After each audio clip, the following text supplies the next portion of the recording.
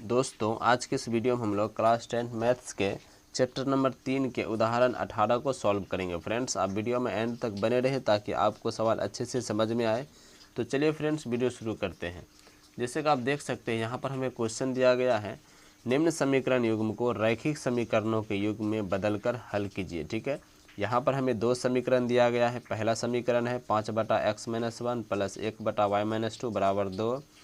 उसके बाद दूसरा समीकरण है 6/x-1 माइनस 3/y-2 बराबर क्या चीज़ 1। ठीक है, सबसे पहले हम क्या करते हैं, इन दोनों समीकरण को लिख लेते हैं। हमें दिया गया है 5/x-1 प्लस 1/y-2 किसके बराबर 2 के बराबर। ठीक है, इसको हम मानेंगे समीकरण 1।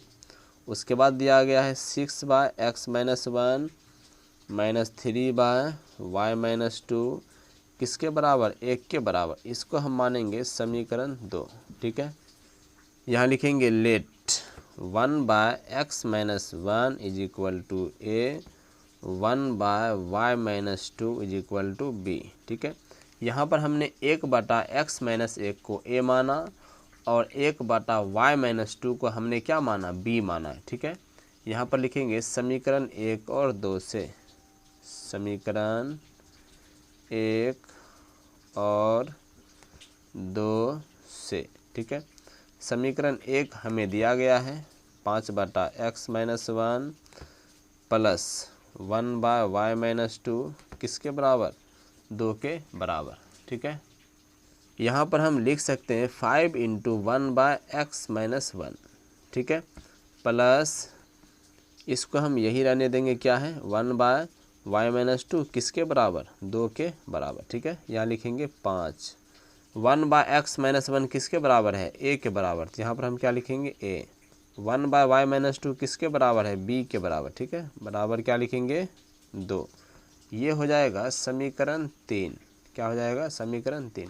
यहाँ पर हमने 5/x-1 को ऐसा इसलिए लिखा क्योंकि अगर हम गुना करेंगे तो 5 का ही 5 हो जाएगा और नीचे में जो x-1 है इसको लिख देंगे। ठीक है, यानी इसको हम ऐसा लिख सकते हैं।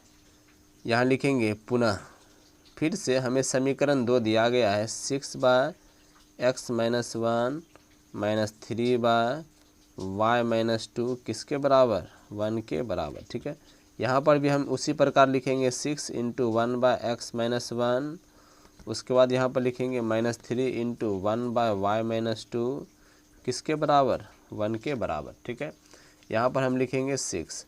1/x-1 को हमने क्या माना है a माना है, यहाँ लिखेंगे -3। 1/y-2 को हमने क्या माना है b और बराबर क्या हो जाएगा 1। इसको हम मान लेंगे समीकरण 4। ठीक है, यहाँ पर हमने 6/x-1 को 6 × 1/x-1 इसलिए लिखा है क्योंकि अगर हम गुना करेंगे तो 6 × 1 कितना हो जाएगा 6 हो जाएगा, बटे में क्या हो जाएगा x-1। यहाँ भी -3 × 1 -3 हो जाएगा, बटे में क्या हो जाएगा y-2। यानी हम इसको ऐसा लिख सकते हैं। ठीक है, हम क्या करेंगे समीकरण 3 और 4 को सॉल्व करेंगे विलोपन विधि से। ठीक है, इससे हमें a और b का मान पता चलेगा, जिससे हमें x और y का मान पता चल जाएगा। ठीक है, यहाँ पर हम क्या करते हैं b के गुणांक को बराबर कर लेते हैं। b के बगल में यहाँ पर 3 है तो इस 3 से हम यहाँ गुना करते हैं। यहाँ पर b के बगल में कुछ नहीं तो 1 है, हम इस 1 से यहाँ गुना करते हैं। ठीक है, ताकि b का गुणांक क्या हो जाए बराबर हो जाए। यहाँ लिखेंगे समीकरण 3 और 4 से, समीकरण 3 और 4 से। ठीक है, समीकरण 3 दिया गया है, उसमें हम 3 से गुना कर देंगे। 3 × 5 कितना हो जाएगा 15a, 3 × b कितना हो जाएगा 3b, 3 दूना कितना हो जाएगा 6।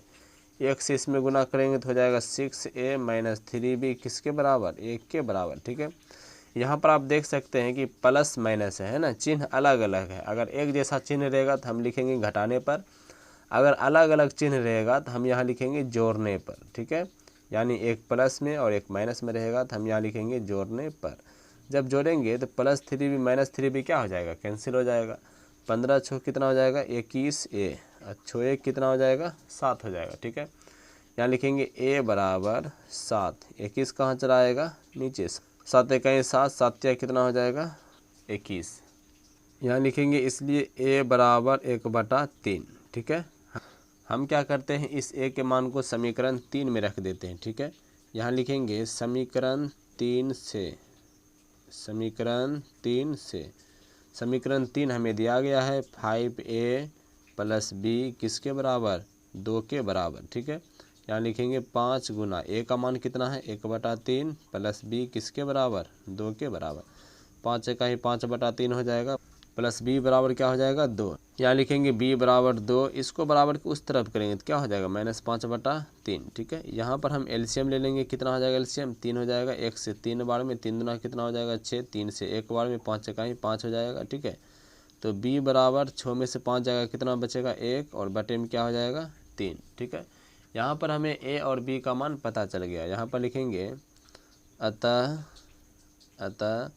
a बराबर 1/3 और b बराबर कितना आया है 1/3। ठीक है, हमने माना है कि 1/x-1 किसके बराबर, 1/x-1 किसके बराबर, a के बराबर। ठीक है, यहाँ लिखेंगे 1/x-1 बराबर a का मान कितना आया है 1/3। यहाँ पर हम बाय क्रॉस मल्टीप्लाई करेंगे, इसको इसके साथ और इसको इसके साथ। इसको जब इसके साथ करेंगे तो ये हो जाएगा x-1 बराबर 3 का ही कितना हो जाएगा 3। x बराबर 3 -1 को बराबर के उस तरफ करेंगे तो क्या हो जाएगा प्लस, तो x बराबर 3 कितना आ गया 4। ठीक है, ठीक उसी प्रकार हमने माना है कि 1/y-2 किसके बराबर, b के बराबर। 1/y-2 b के बराबर, यहाँ लिखेंगे 1/y-2 b का मान कितना है 1/3। ठीक है, जब कोना कोनी गुना करेंगे तो y-2 गुना 1 y-2 3 का ही कितना हो जाएगा 3।